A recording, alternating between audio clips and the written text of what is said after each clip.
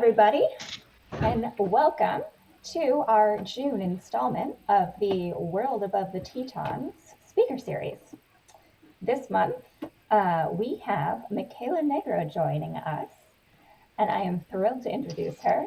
If you haven't met me before, my name is Maggie, and I am the administrative assistant here at Wyoming Stargazing.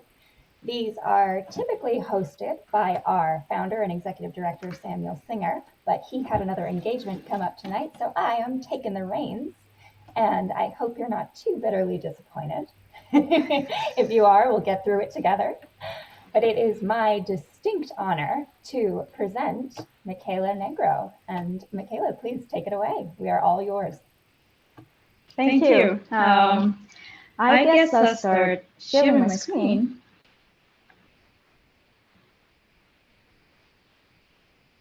I think I won't be able to see you all. So once I start the presentation. But anyway, feel free to unmute yourself if you have something to say, to jump in. Otherwise, I'll take questions after the talk anyway. So today, we talk about what do telescopes look like in this era of multimessenger astrophysics. But before starting, I'd like to start with a pretty philosophical question. Who am I? But don't worry, I'll save you the philosophical answer. And I'll just stick to the facts. I was born about 31 years ago in Italy, in a region in the north of Italy called Piemonte, which literally means at the feet of the mountain. And this is why. This is Torino, with in the background the beautiful Alps. I spent there almost 10 years of my life, mostly studying. I did my bachelor and master degree there in this very nice building, neoclassic architecture, really typical of Torino. Unfortunately, this was the back of the building. The front of the building is the ugliest front of the building that I've ever seen. After my master's degree, I spent 1 year working for Thales Alenia Space, an aerospace manufacturer specializing in the space industry. But I realized that I was kind of missing research and physics, so I went back to the university to get my Ph.D. After that, I moved to the US. In particular, I moved to DC to work with the NASA Goddard Space Flight Center as a postdoc researcher there. And I'm currently here. My favorite thing of the US turns out being the 4th of July and the national parks. My least favorite thing is, tax filing. I really hate it. Anyway, where I'll be next, there's an Italian expression like sound that is both miss who knows. But of course, you can follow me on Facebook and Instagram if you want to know. But anyway, let's get started. I want to warm up with, If I could just pause you for just a second. I think there's a bit of an echo happening here. Okay. Without mine. Can you hear me better? Yeah, I can. How's everyone else feeling? Linda, you still can? Much better. All right. That's good. The previous part was just an introduction, so it's okay. Thank you. Thank you for letting me know. So the goal of this presentation, I'd like all of you to go home with something new that you can learn, and maybe some more understanding of what we call a multimessenger astrophysics. But we have to warm up a little bit with some basic concepts. Maybe you have heard about light being a wave and a particle. Light is a wave in particular, is an electromagnetic wave. An electric and a magnetic field propagating into perpendicular planes with respect to each other towards a third perpendicular direction at the speed of light. Is that clearer? If it's not a problem. Just think about it as waves, these little snakes. But I want you to learn two keywords that will be using quite a bit in the presentation, which describe this electromagnetic wave. Wavelength, which is denoted with that weird symbol that is a Greek letter, actually, called the lambda, which is the distance between two adjacent peaks of the wave. The other term is frequency, and again is denoted by a Greek letter called nu. The frequency is the number of peaks in the unit time. So in the drawing, the top wave has the larger wavelength and the smaller frequency, while the one in the bottom has the smaller wavelength and the higher frequency. The interesting fact is that the product of wavelength and frequency of any electromagnetic wave is always constant and is equal to c, which is the speed of light.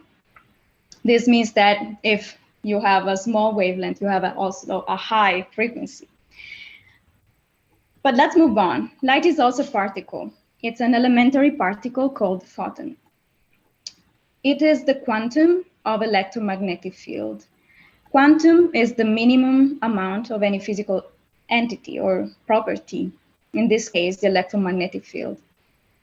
The photon is massless. Anywhere you put a photon, it's weightless.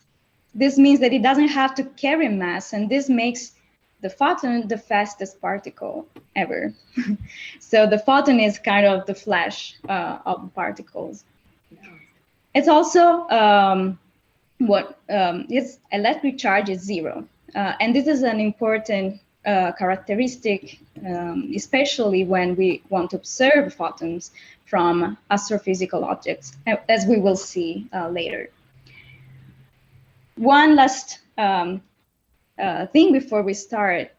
There are two main properties of light. That is the intensity, which is the number of photons per unit area. More photons means brighter source. And frequency that we already talked about when discussing the light in forms of wave. But when talking about light as a photon, as a particle, frequency is related to the energy carried by this particle. And in particular, higher frequencies means higher energy. But what if I tell you that we all carry every day a photon detector with us? Is someone of you brave enough to guess what it is?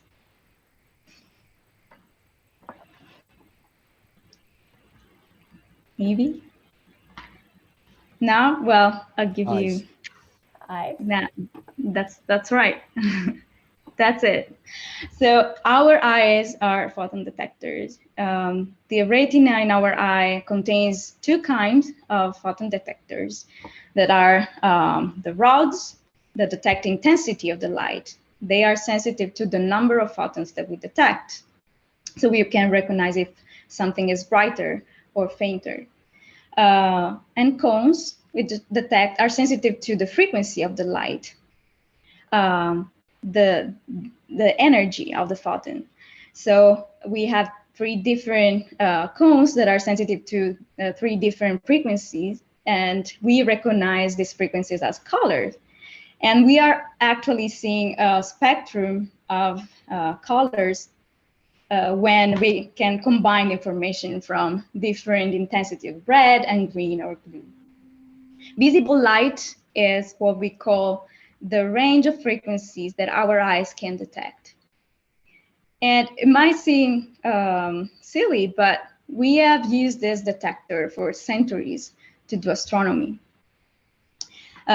Starting with the Hipparchus of Nicaea, 129 before Common Era. He actually recorded the first known star catalog.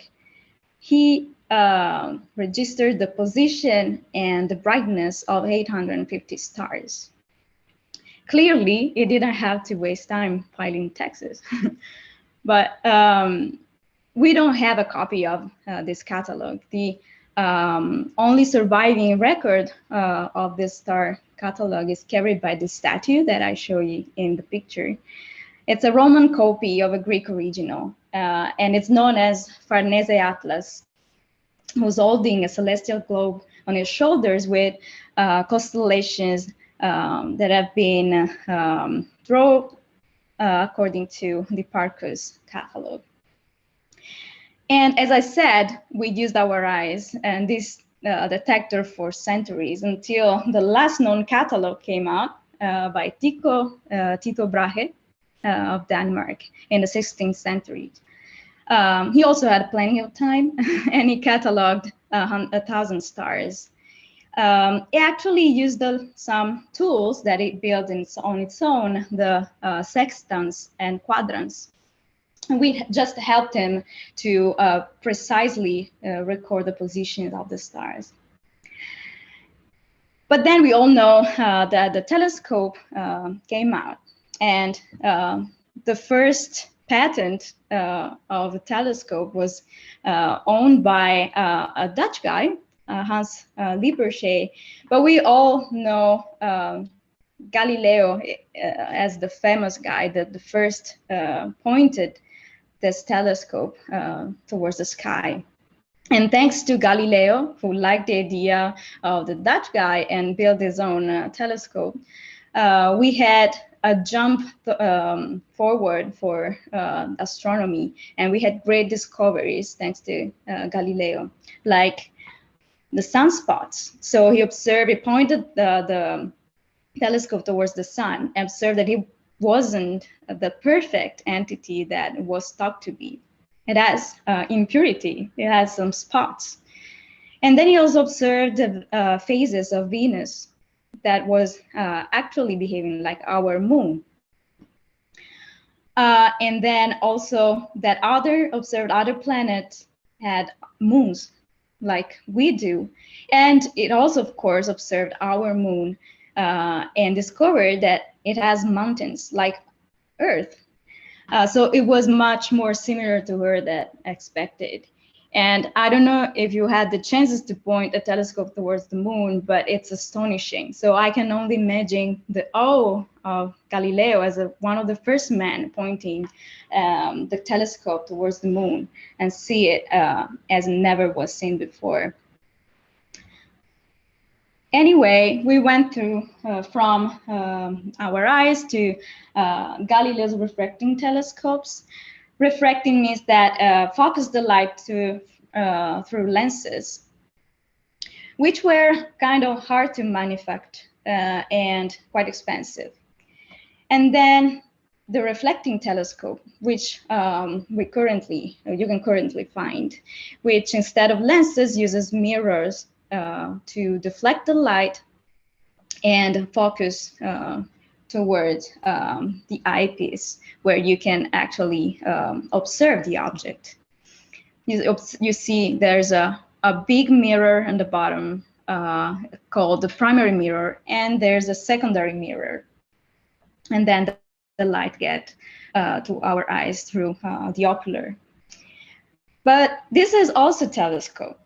This is at the observatory at Kitt Peak in Arizona. It might seem quite different, but it's actually the same logic as the previous reflecting telescope that in the previous image. It's just bigger.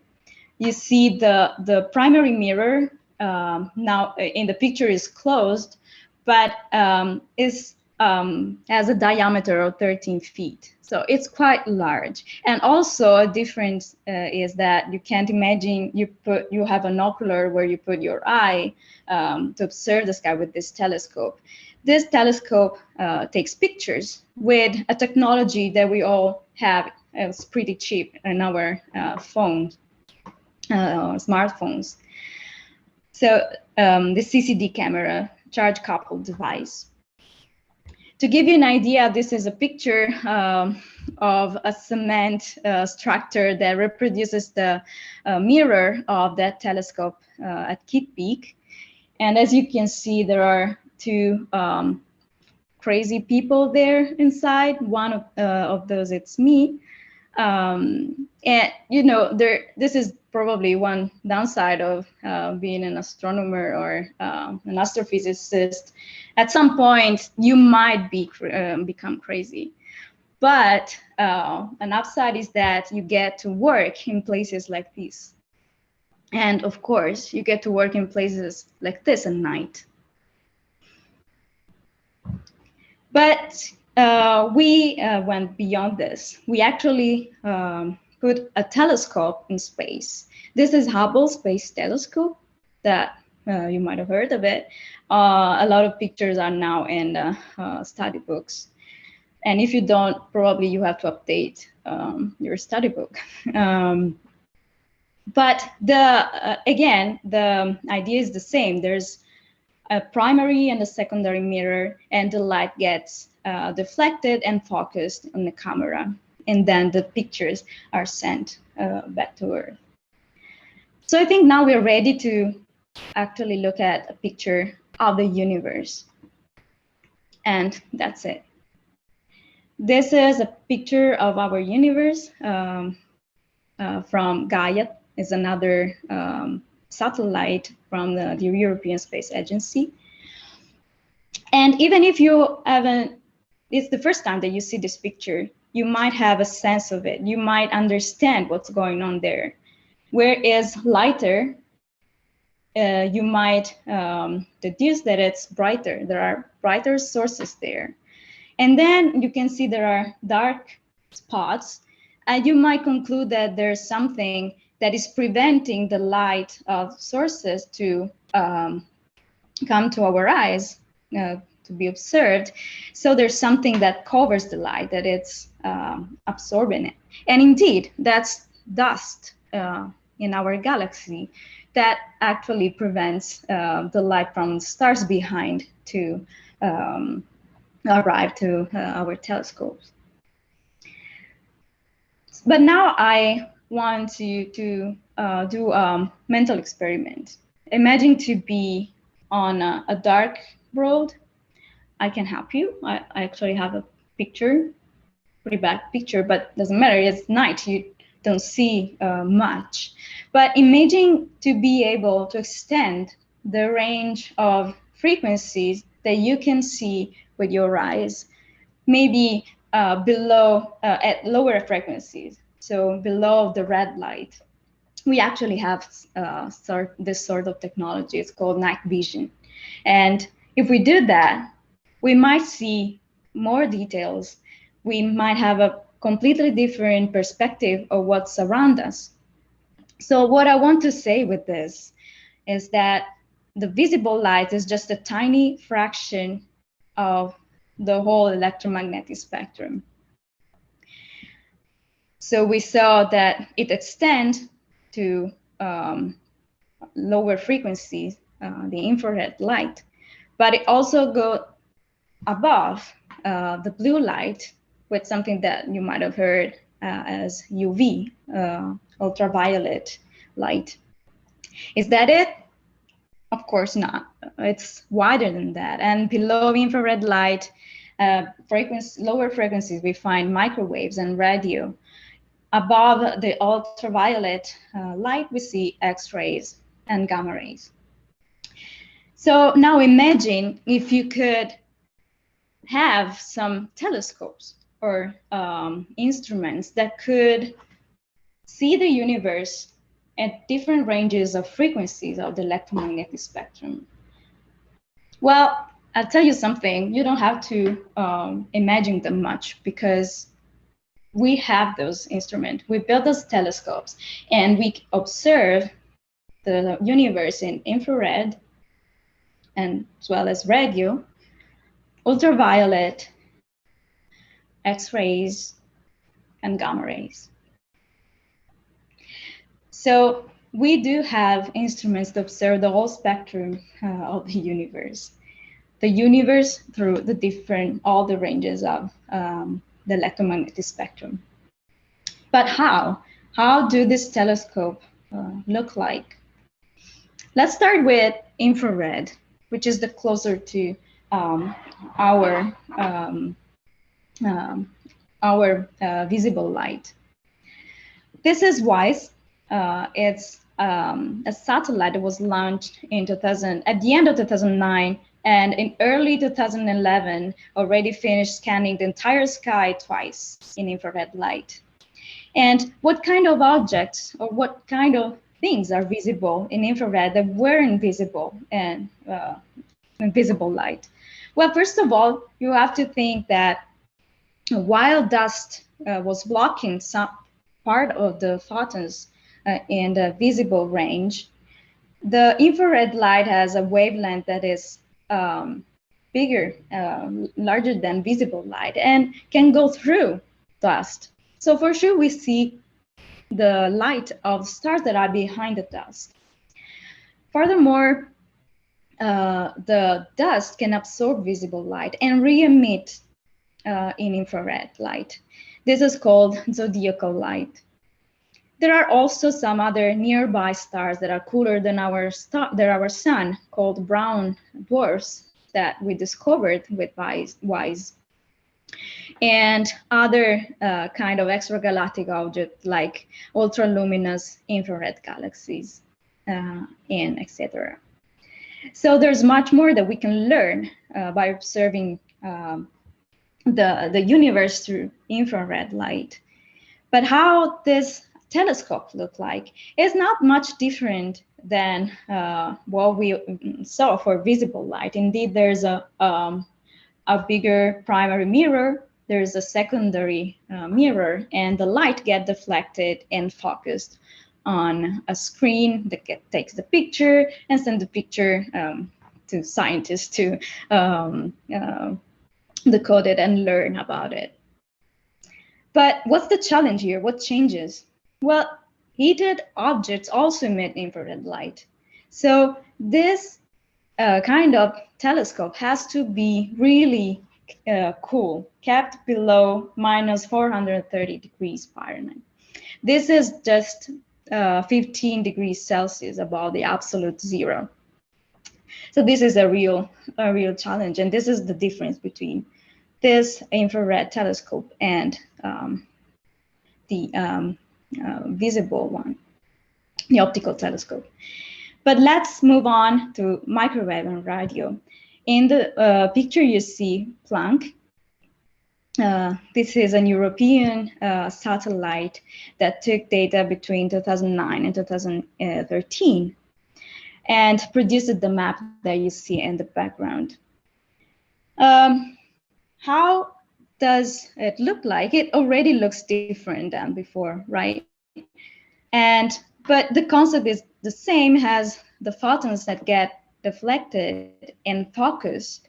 But what changes here is that in the focal surface plane, there isn't a 60D camera.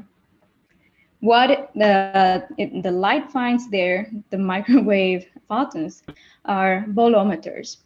These are solid-state devices in which the incoming radiation dissipates its energy as heat and increases the temperature of these thermometers that are really sensitive. You shouldn't be surprised that we want to detect microwaves as heat. Indeed, these are the same microwaves that you use to warm up your food. So let's move on. But before talking about higher frequencies, I have to introduce some basic concepts about how photons are weird when they are at higher energies. So let me guide you through this. Imagine to be in front of a white screen and have a source of light, visible light, behind you. What you will see, well, your shadow, of course. The visible light is completely absorbed by our body. But what happens when instead of visible light, we have an X-ray source behind us and maybe a photographic screen in front of us? Well, you might have heard about radiography, and that's exactly what happens. X-rays have higher energies, carry more energies than visible light, and their frequency is higher, which means that the wavelength is smaller. So small that can go through the majority of our tissues, the body tissues. Bones actually contain calcium, which is a denser material, and X-rays can get absorbed there. But of course, what happens when we are exposed to gamma rays? Everybody knows that, right? Yeah, exactly. No, I'm kidding. But the point is that some new processes of interaction happens when photons have higher energies. And these are the ones. Photoelectric effect, you might have heard of it. Albert Einstein actually won the Nobel Prize for finding the explanation for this effect. And you might think of it as a soccer player that plays the role of the photon that kicks the ball. In this case, the ball is an electron of the material that a photon interacts with. The other process is called Compton scattering. And in this case, you can imagine to play pool, and the photon is one ball and the other ball is an electron. And then when you hit the photon with the electron, you get both deviated. And this is the Compton scattering. It's clearly the behavior of a photon, of the light as a particle. The third one happens at higher energies. And even if now I studied it and I know how it works, it still appears kind of magic to me. The moment before, you have a photon that, as we said, is massless and has no electric charge. And 1 instant after, we have two particles that carry mass, so they have mass, and they also have a charge, opposite charge. You have an electron with negative charge and a positron with positive charge.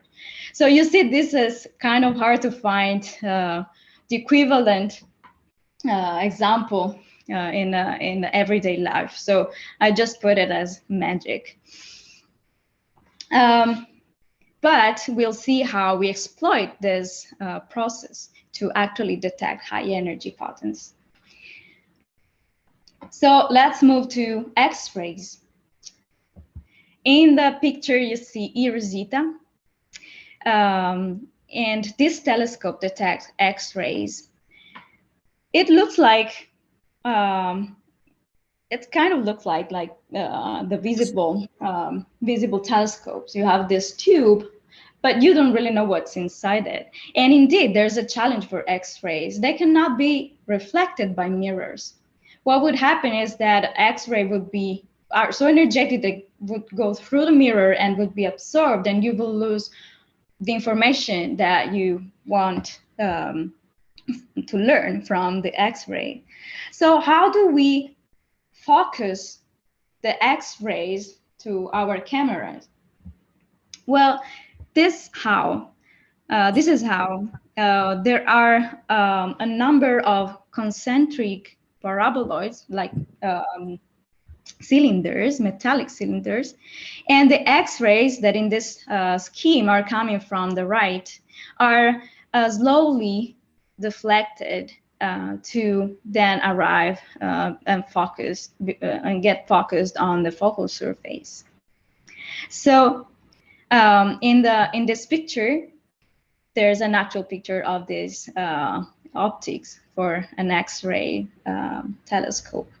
And you might think that inside that tube there is exactly this, but instead there are 7 of this kind of optics. And this is because you want to observe the source with more exposure and you get more data at the same time. But what we can observe in X-rays, what can we learn? Well, a lot of things that you can see. This map is really detailed, and there's a lot of things in there. I would just focus on the most obvious structure that there's in the map that you might notice, which are these huge bubbles. X-ray emission is expected from astrophysical objects that contain very hot gases at temperatures from about 1,000,000 Kelvin to hundreds of millions. And in this case, this bubble are compatible with what could happen if the black hole in the center of our galaxy would have had activity in the past. And this is actually what would inflate these hot gas bubbles. But let's get to gamma rays. And this is my favorite one because I work with this satellite called Fermi. Fermi detects gamma rays and has 2 main instruments on board: the Gamma Ray Burst Monitor, or GBM, and the Large Area Telescope, or LAT. How it works? Well, you remember about the pair production process. So when we have a photon and it converts into an electron and a positron. Well, we exploit that process. And in this telescope, what happens is that when the photon hits and converts into an electron and positron, we can detect the passage of these 2 particles, and we can trace back the direction of the photon. So, and we do this with this instrument, this detector, that is one of the subsystems that are in the Large Area Telescope. This is called tracker converter for obvious reasons, because it can track the direction of the photon and also helps him to convert into a positron and electron. The way we detect the passage of the pair of charged particles is through silicon strip detectors, and you can see them in the picture. Oh, I just spoiled what I wanted to tell you. Anyway, in the picture there's the silicon strip detectors, and you see the detail of one of the tile in the bottom right. So as you can see here, I wanted to propose an upgrade of this telescope after reading an article on the National Geographic that was comparing the tracker of the LAT to a tiramisu. And I really like this because actually that's what it is. It alternates layers of silicon strip detectors and dense material that helps converting the photon into the pair of electron and positron.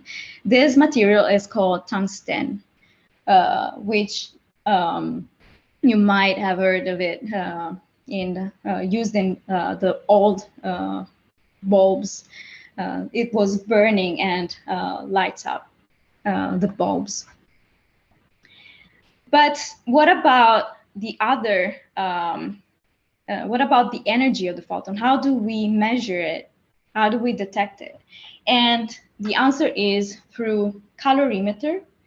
The etymology of this word already says what it does. Color is heat, matter is measurement. So it measures the heat, and in this case, heat has to be interpreted as a form of energy. So A calorimeter detects energy, and the detectors are called scintillators. A scintillator is a material that exhibits scintillation, a property of luminescence, when excited by some ionizing radiation. So these materials, when are struck by an incoming particle, absorb its energy and then scintillate, and we detect the scintillating light. In the drawing on the scheme on the right, you see these bars of crystals, scintillators, that are put in one direction in one layer and on the orthogonal direction in the other layer. And this way, alternating the direction of the crystals, we can actually have a 3D imaging of the energy deposit in the calorimeter. And this helps for the correct reconstruction of the energy of incoming photons. What can we see in gamma rays? Well, the answer is a lot of things. And in particular, in gamma rays, we experience the violent universe. The most energetic and catastrophic events can be seen through gamma rays, like gamma ray bursts, which are flashes of highly energetic photons in gamma rays that just last for a few seconds, and we are able to see them through this telescope. Or we can also observe active galactic nuclei, and you have a nice picture on the center, the red galaxy with a jet coming up. This sort of jet is highly energetic, and when these objects are pointing that jet towards us, that's what we see in the sky, in the gamma ray sky with the LAT. But as you can see on the top right, we also see bubbles in gamma rays. Those might or might not be related with the bubbles that we see in X-rays. It's quite a recent observation, the one in X-rays. So we're still studying the relation. But now I want to go back to our mental experiment, just change location and move forward though. So here we are somewhere with our eyes. We might say there's plants, so we might be in a wood, there's a bush. We can, of course, use night vision, and maybe that might be creepy, so we might not want to use night vision. So what we can do is use our senses. We can smell something, maybe a smell of fries, and imagine that there's a McDonald's close by. Or we can listen and hear sounds, maybe, I don't know, sound of water running, and imagine that there's a river close by. We can, of course, touch around and be sure we don't step over something. But we can also use taste, of course. You might find a berry and taste it and find out that it's the only rare poisonous berry that grows in a very specific place, and you suddenly know where you are, but you also be that in a bit. So that's not recommended. But the point is, you can use more than your eyes to look around. You can use your senses. And that's the idea behind the multi-messenger astrophysics. We can experience our universe observing photons and all the spectrum, but we have also cosmic rays and neutrinos and also gravitational waves now.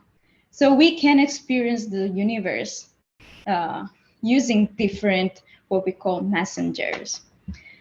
Let's start with cosmic rays. Cosmic rays are charged particles.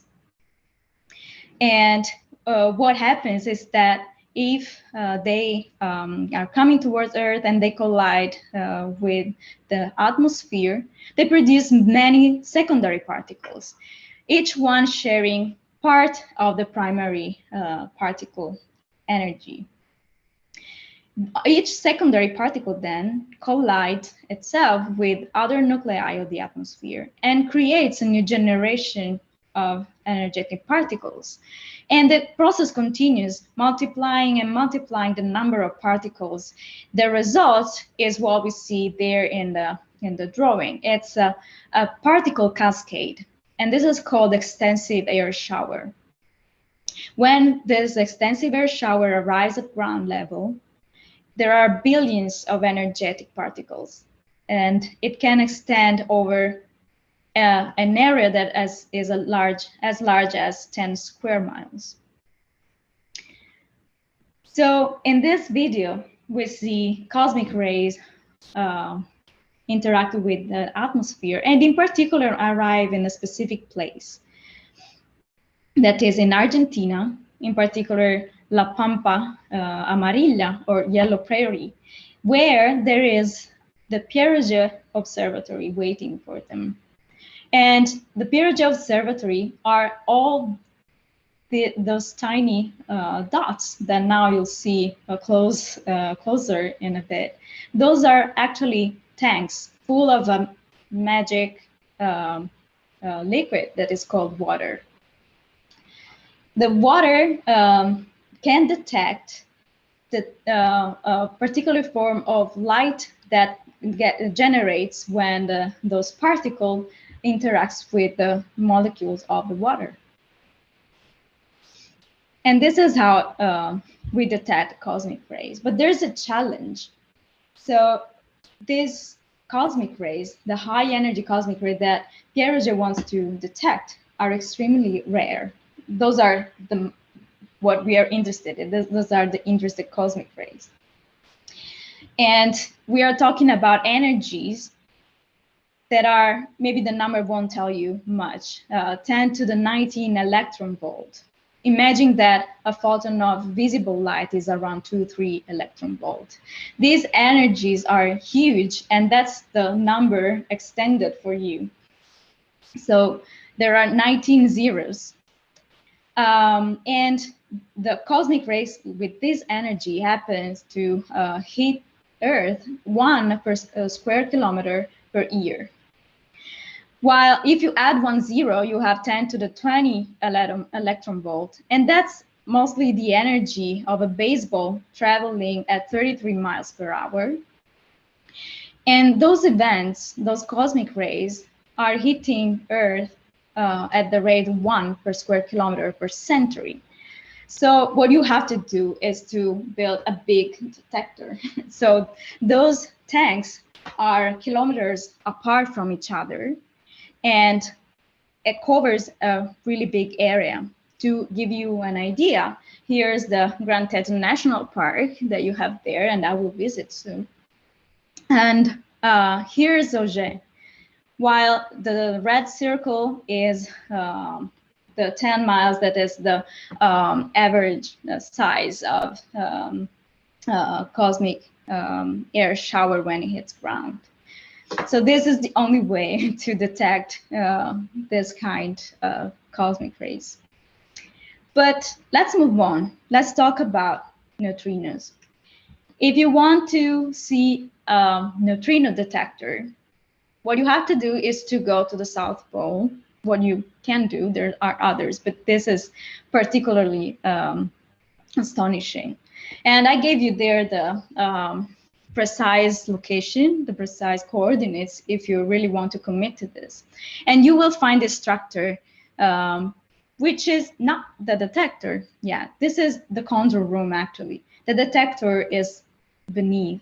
So let me say something about neutrinos before I show you ice cube for real. Neutrinos are extremely fading particles.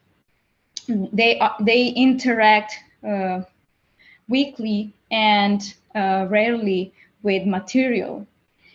So they are extremely difficult to detect. And the way you can do it is to have a lot of material so that they can interact at some point. So that's what ice cube is. you can see in this drawing on top, the ice cube lab that was in the picture, how small it is, or it appears once you see what's actually beneath the surface of ice, inside the ice. Ice cube is this detector with strings and has some optical sensors that can detect the products of the neutrino interaction with the ice. And I don't know if you've ever been in Paris and looked at the Tour Eiffel, which is astonishingly big. This is the Tour Eiffel compared to Ice Cube. So it's pretty big. And in this video, there's I will show what would happen when a neutrino arrives at the South Pole and interacts with the ice molecule. It would produce a secondary particle called muon. This muon is really fast and will produce this glow behind it, which is called Cherenkov light. And this is the light that the optical sensor can detect and bring the information up to the laboratory. So I know that next speaker of this series will talk about Ice Cube in detail. So I will invite you to go to the next talk, because it will be really interesting if you want to know about this in more details. But in terms of multi-messenger astrophysics, what's important is that what we do is detecting from what we want to do is detect photons and neutrinos and possibly gamma ray, cosmic rays from the same source, because this will give you more information about what's going on in the processes that are going on in that object. Before pressing the last messenger that I want to talk about, I want to give you one piece of information still, and this regards one of the characteristic of photons that I told you and never touch upon, I think. That is the charge of the particle. I told you that a photon is chargeless. It doesn't have electric charge. So do neutrinos. For example, cosmic rays, they are charged particles. And this is a key point when we also take into account for the fact that our galaxy and the intergalactic medium has some magnetic fields. Magnetic fields have the power to deviate from the path, the charged particles, while don't bother at all the neutral, so chargeless particles. So what this mean is that if you detect a cosmic ray shower that is coming from some direction, you don't immediately know where it was originated. While if you detect gamma rays and neutrinos for a center direction, you know that the source should be around that direction, along the line of sight. So detecting gamma rays and the photons from the same direction could point our attention to one source and understand what their source is doing. But let's move on. And this is last but not least messenger of our universe. We observe gravitational waves. Gravitational waves are perturbations of the space-time. And it sounds really cool when we say it. What happens when a gravitational wave hits Earth is that it changes the shape of Earth. It, Earth looks like a pudding, and moves it, and this vibrates. So what we want to do is detect the deformation of Earth when a gravitational wave crosses. And we do this with something that is called interferometers. This is an interferometer. In particular, this is Virgo. Is located in Italy. But in the US, you have two interferometers, the LIGO interferometers. And this is the structure. They have two long arms. The dimension of these long arms is written there is 2.5 miles, 4 kilometers. They're pretty long. And why is that? What's going on there? How does it work? Well, I have a short video showing you what's going on. Inside those arms, we sent a laser, a really coherent form of light.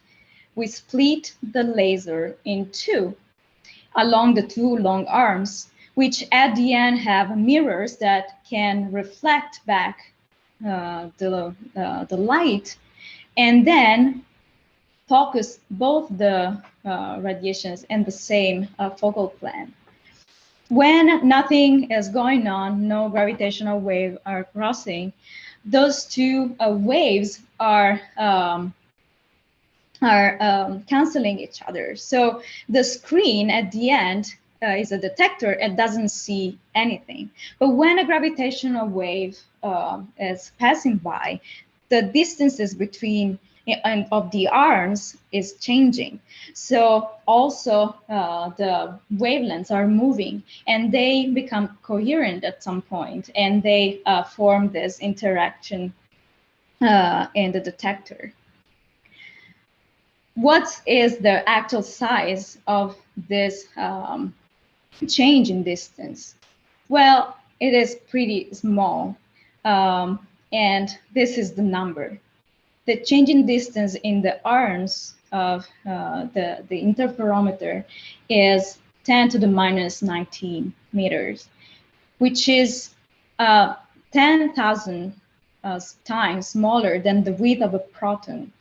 So this is equivalent to measuring the distance to the nearest star, excluding the sun, to an accuracy of smaller than the width of a human hair. So it's really impressive that we can do that.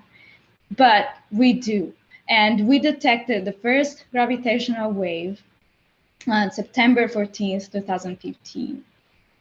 And what we could learn is that what happened there is the merging of two big black holes.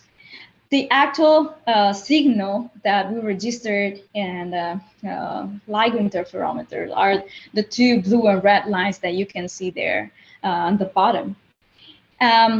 What happens is that when you have the frequency of those figures of interference detected that are appearing with a frequency that matches a theory, you can say that you detected a gravitational wave. And this shape is astonishingly, is really close to what we expected from theory. So this is really, was really nice. And there was another event 2 years later, on August 17, 2017, where what happened was kind of different. The event that produced the gravitational wave in the LIGO and Virgo interferometer was due to the merging of two neutron stars, two really dense objects. But the difference was that, the difference was that not only the gravitational wave was observed, after 2 seconds after the merging, we also observed gamma ray burst in the Fermi telescope. And if someone would ask me in a few years what would be the date of the beginning of the era about multi-messenger astrophysics, I would pick that date, because we could actually do an observation and actually understand what was the origin of a signal observing the same event through different messengers, the gravitational wave and photons. So I want to end the talk with this GIF that I really like, that I will play in a second. And because this was actually made around for the event that we observed, the neutron-star merging. And this really also inspired my talk by showing how multi-messenger astrophysics can be a way to have give a multi-sensory experience of our universe. So this tells you how important it is to change point of view, to see things different with different eyes through different perspectives in real life as much as in science. So here is the GIF. The gravitational wave arrives and the interferometer says, "Hey, did you feel that?" And Fermi answered, "I sure saw it." And thank you very much. I can take questions.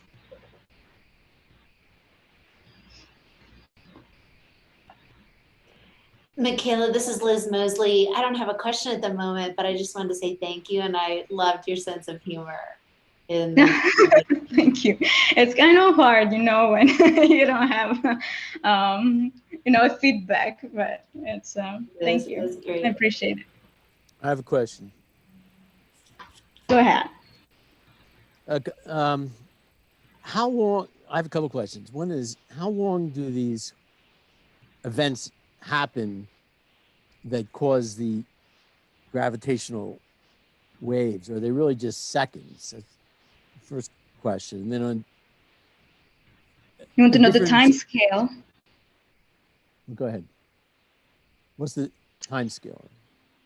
Okay, so I think it was actually in this slide. You can see in the plot in the bottom, this is what SLAC observed. Let me just exit. 1 second. So anyway, the starting of the gravitational wave and the spiraling of the objects can last a few seconds. It's maybe 1 second, the time in which you have this increase of frequency that is right before the merging. Well, I can't get to to make it work, but you can see here the scale of the time. So these are seconds. The merging is at time 0. And they started detecting something starting from -6 seconds.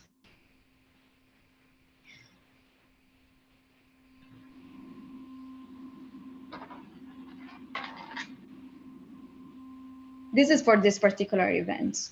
The bigger the objects, the longer. And then the faster it would be the time of the merging.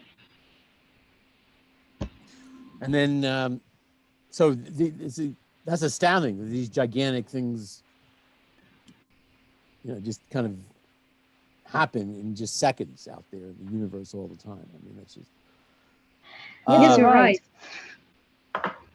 So I just wanted you to, two things. One thing is, when your picture, you know, of the multi-messenger, you know, it's you talked about neutrinos and cosmic rays and then gamma rays. So are you saying, yeah, that picture, that's the only part of the electromagnetic spectrum that that you're utilizing in multi-messenger astronomy?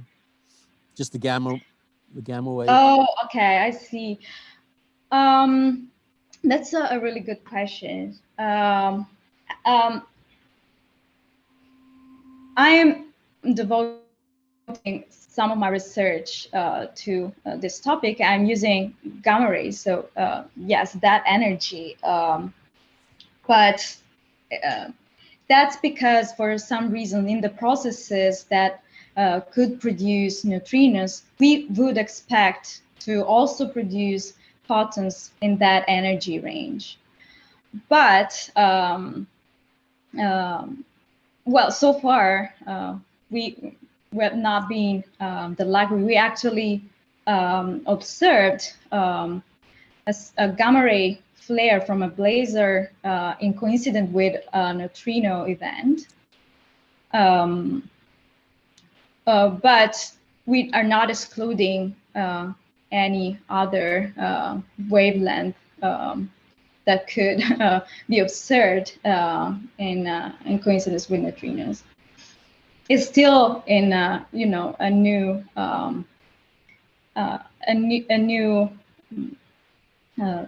topics, and we are actually in it. So we are observing and studying, and I wouldn't be surprised if we found some counterparts of neutrinos in different wavelength band. So my last question is, you know, you mentioned a lot at the beginning about photons, and then I guess you didn't get in because of the talk into like gluons for the strong force, but there's gravitons with gravitational waves. And is that something that can be detected now, or is that something in the future? That's another good question. I'm not a gravitational wave person, but I don't know actually if you can pin down the particle of the graviton to the observation of gravitational waves. So I would say that graviton is still just a theory. Yeah. Thank you. Michela, I'd like to put this in perspective on another part of the spectrum, which is sound. Where do these in the electromagnetic spectrum relate to the wavelengths of sound? So if you want to compare the wavelength, you can do it. Electromagnetic waves and sound waves are two completely different physical processes. So electromagnetic waves are where the sound is a mechanical wave that is actually propagating through the material. So it is you can actually hear when you have a material to propagate through. That's why we don't hear sound in space, in void, because there's not a material to go through. While as we see, the photons and electromagnetic waves can propagate in void. So those are different things, but you can compare wavelength because this property of a wave is always there. And again, the sound, I don't really know what's the wavelength of the sound in the range that we can hear. We can hear, there are some people who can hear 20,000 hertz, that's an extreme high range. And then there's 8,000 hertz, which is kind of normal high range.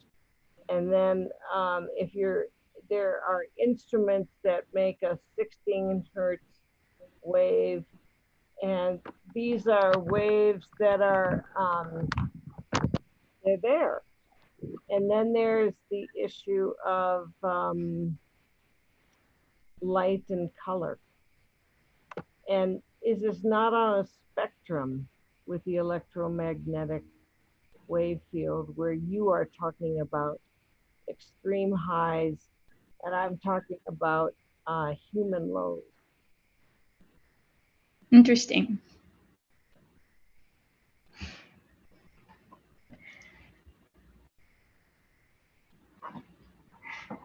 I would say, well, for sure, the electromagnetic spectrum, it's kind of wide.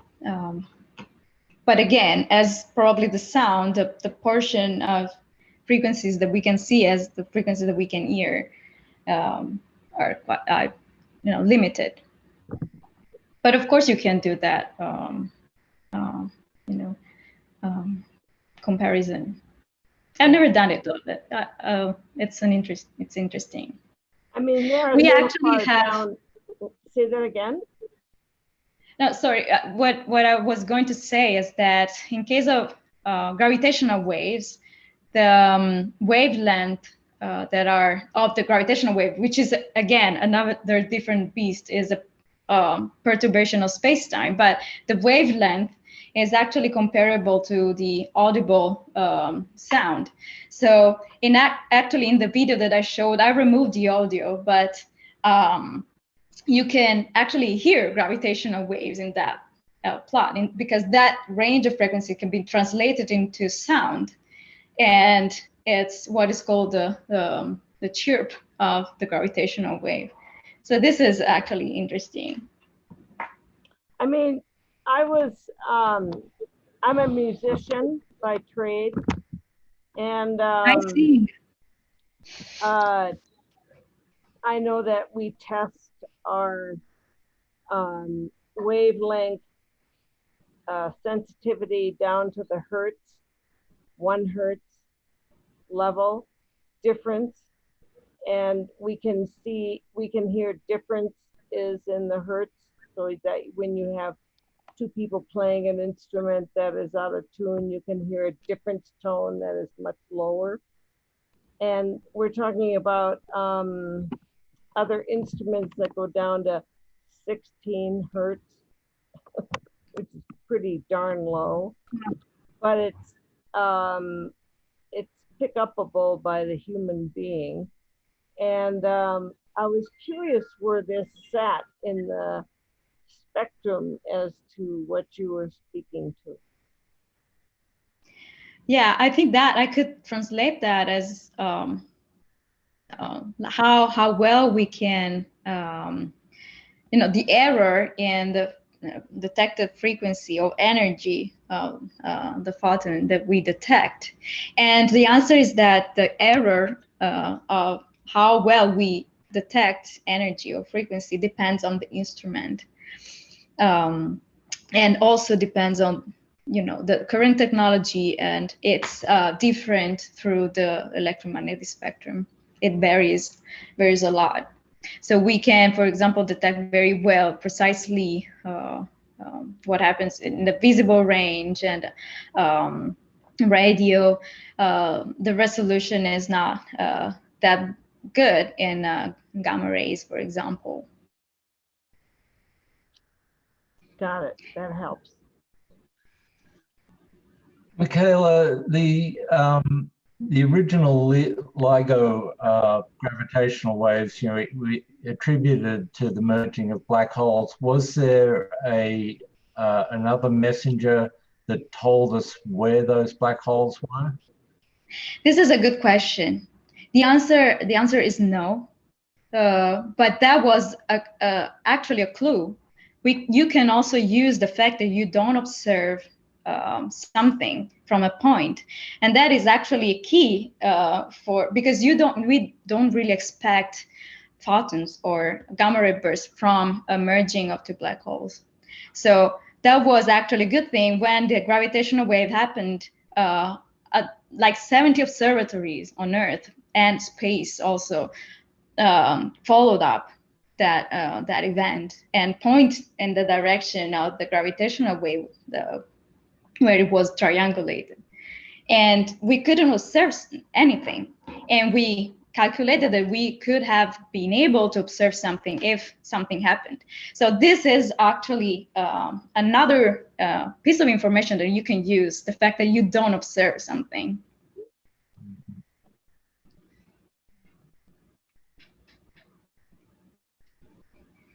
Second question is on the cosmic ray detectors in Argentina.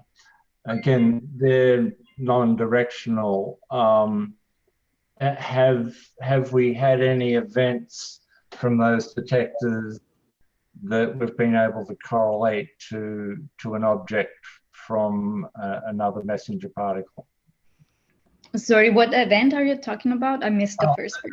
Yeah, I'm just asking about the cosmic ray detectors, whether they've detected anything significant, and we've been able to, I don't want to use the term pinpoint, but locate where the event was, because as you said, with cosmic rays, we don't know where they came from.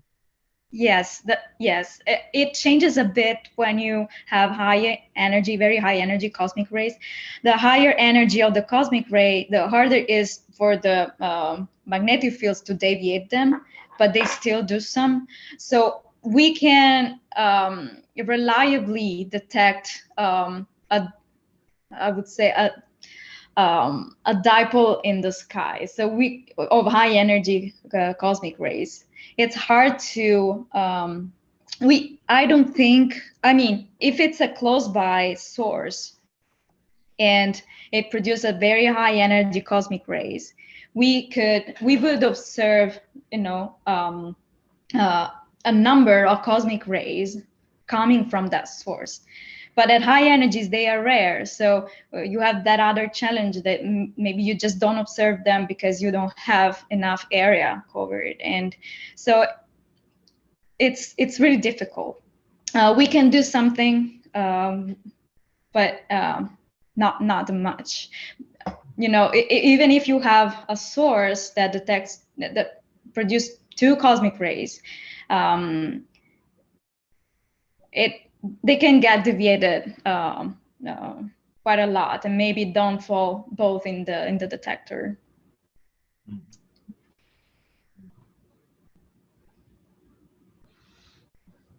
I guess I have the same question on neutrinos. Like it was very hard to actually detect a neutrino in the first place. We hypothesized neutrinos, and then it took a long time for it to be verified by science.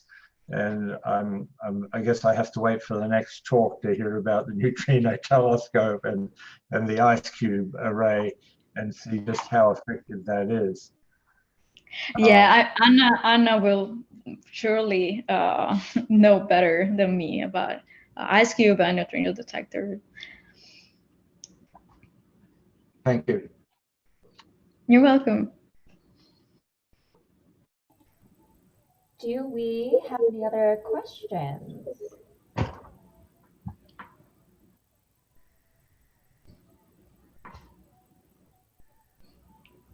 Anyone?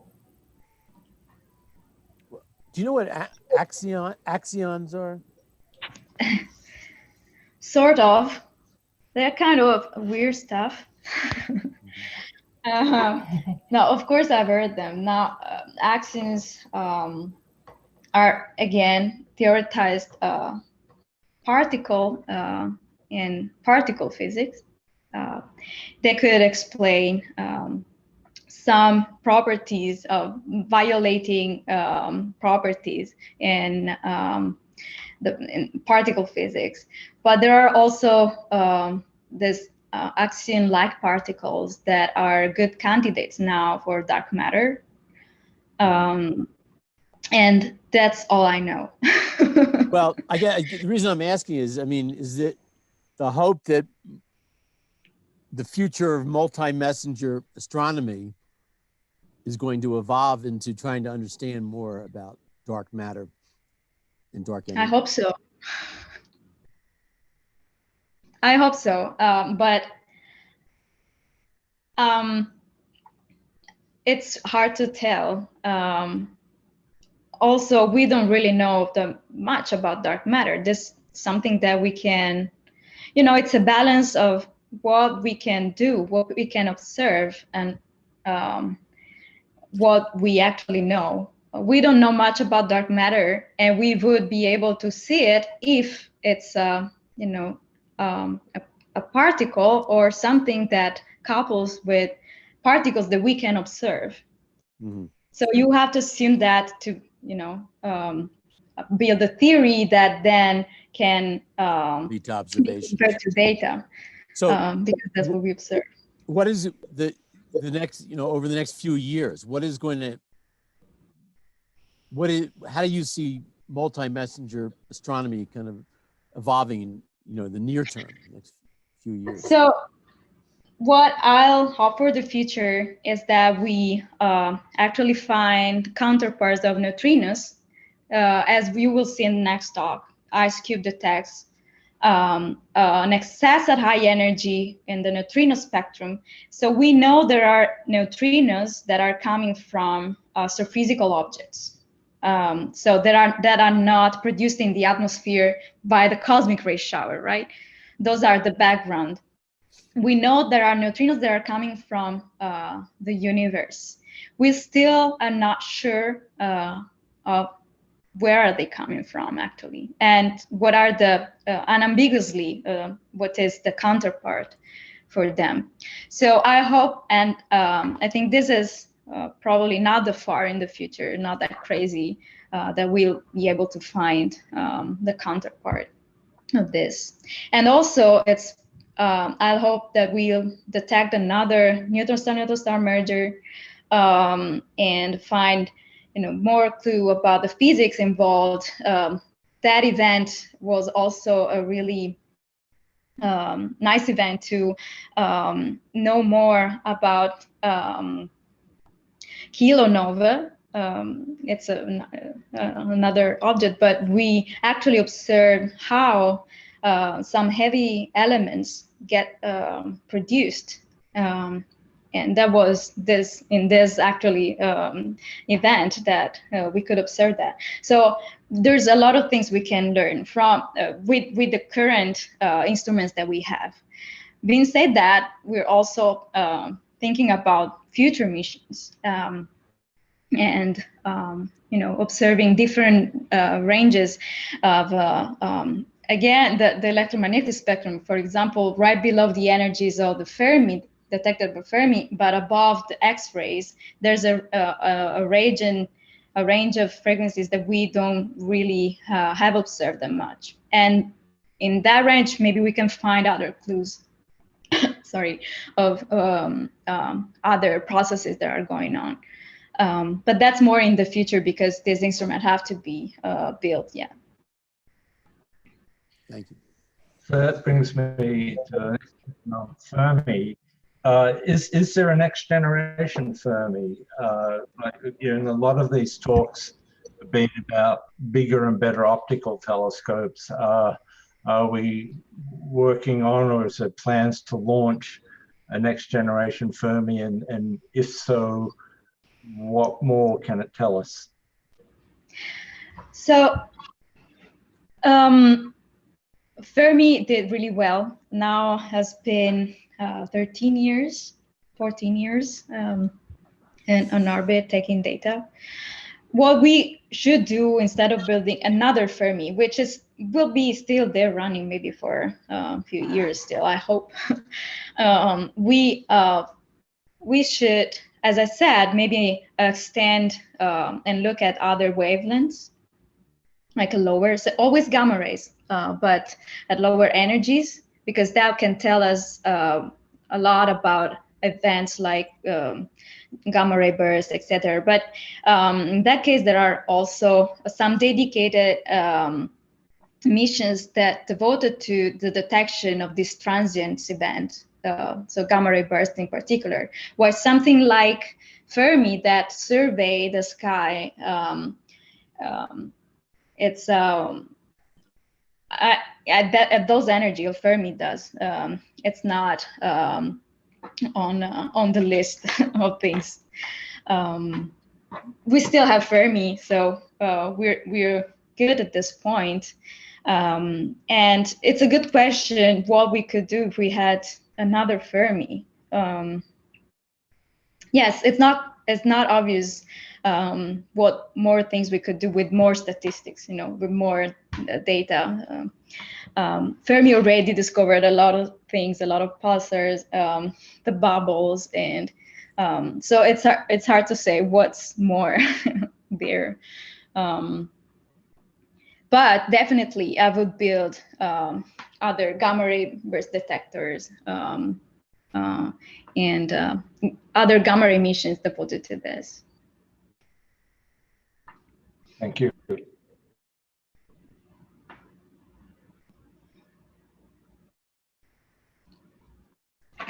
Are there gamma ray like there's a microwave background? Is there a gamma ray kind of afterglow background?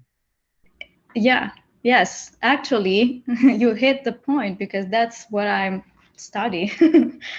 So a big part of my research is devoted to the gamma ray background. So in the picture that I show, there's the really bright glow that is clearly coming from our galaxy. There are sources that are like bright points in the sky, but we can, reasonably model those sources and the galactic emission. But after that, behind that, there's a kind of mostly isotropic emission in gamma rays, what we call gamma ray background. And so the answer is yes, there is. And we studied it. We studied the intensity of that background and the little the fluctuations from the isotropy. We kind of know that that background is due to other sources that are too faint to be detected.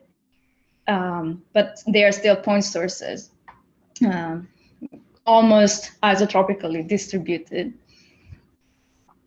What are the international collaboration at this time, if any? Excuse me, can you repeat? Are there international collaborations on these types of studies? Yes, there are. Fermi, for example, Fermi-LAT is an international collaboration. GBM collaboration is also, mostly because when you build this kind of instruments, you have the effort, the joint effort of different countries. So yes, I would say that all international collaboration, the Auger Observatory, IceCube, LIGO Virgo. Uh-huh.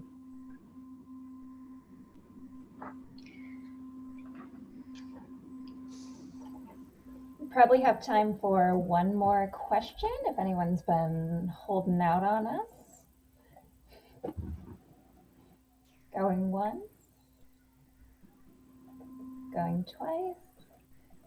Okay, All well, if we have time for a last question. So yeah, go for it. there's been, did you say, or I read somewhere, there's been 50 gravitational waves observed, and there's LIGO has 2 sources in the United States, and then there's one in Italy, right, that is also doing yes. gravitational waves. So do all 3, how many of those waves have been observed by all 3 versus just 1 or 2? This is a good question. I don't have the precise number of that. I'm sure that the neutron star merging has been detected from the 3 of them. So this is quite outdated because it says the Virgo is under construction. But in 2017, it was active and detected. So it's having at least 3 interferometers.